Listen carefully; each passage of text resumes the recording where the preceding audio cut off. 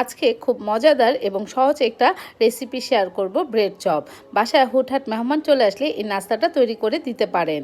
এর জন্য পাউরুটির চারপাশের অংশগুলো আমি খুব সুন্দর করে কেটে নিব। এরপর একটা স্লাইস থেকে খুব ভালো করে পানিতে ভিজিয়ে নিয়ে খুব ভালো করে চেপে নিব। এরপর মাংসের কিমা আপনারা আপনাদের পছন্দ মতো এখানে পুর দিয়ে খুব ভালো করে চেপে চেপে রুটিটাকে একটা লম্বা শেপে দিয়ে দিব। তারপর ডিমের গোলায় গুলিয়ে নিয়ে ব্রেড গামে গড়িয়ে নিলেই তৈরি হয়ে যাবে মজাদার ব্রেড চপ। ব্রেড চপ তৈরি করার জন্য আমি আবার দেখিয়ে দিচ্ছি। এভাবে মাংসের পুরটা ভিতরে দিয়ে রুটিটাকে একটু চেপে চেপে গোল করে নিয়ে একটু লম্বাতে হয়ে যাবে। এরপর ডিমের গোলায় গুলিয়ে ব্রেড গামে গড়িয়ে নিলেই তৈরি হয়ে যাবে মজাদার ব্রেড চপ।